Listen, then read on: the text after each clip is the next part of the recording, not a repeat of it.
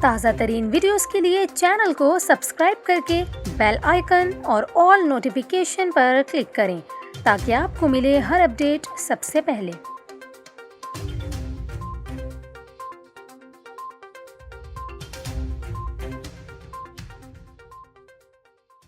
السلام علیکم، نیوز 24/7 اردو میں ہوں آپ کے ساتھ کومل خان۔ ناظرین، امید کرتی ہوں آپ سب خیریت سے ہوں گے۔ آج کی اس ویڈیو میں ہم آپ کو اچھی خبر دیتے چلیں۔ پاور ڈویژن نے سحر و افطار کے دوران بلا تعطل بجلی کی فراہمی کا اعلان کر دیا ہے۔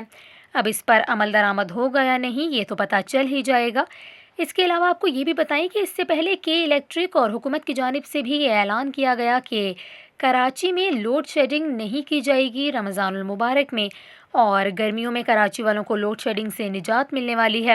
تو ان حکومتی دعووں میں کتنی سچائی ہے، یہ آپ سے بہتر کون بتا سکتا ہے؟ آپ ہمیں کمنٹس میں ضرور بتائیں۔ جس بھی شہر سے آپ کا تعلق ہے، وہاں آج سحر و افطار میں لوڈ شیڈنگ ہوئی ہے یا پھر حکومتی دعوے درست ثابت ہو رہے ہیں؟ آپ اپنی رائے سے ہمیں ضرور آگاہ کیجیے۔ آپ کو بتائیں کہ ترجمان پاور ڈویژن کا یہ کہنا ہے کہ سحر، افطار اور تراویح کے اوقات میں بلا تعطل بجلی مہیا کی جائے گی۔ اس حوالے سے بجلی کی تقسیم کار کمپنیوں کو ضروری ہدایات بھی دے دی گئی ہیں۔ ترجمان نے یہ بھی کہا کہ بجلی کا عارضی تعطل دور کرنے کے لیے خصوصی ٹیمز تشکیل دے دی ہیں۔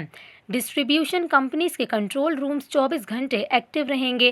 سب ڈویژن لیول پر اضافی ٹرانسفارمرز اور دیگر آلات فراہم کر دیے ہیں۔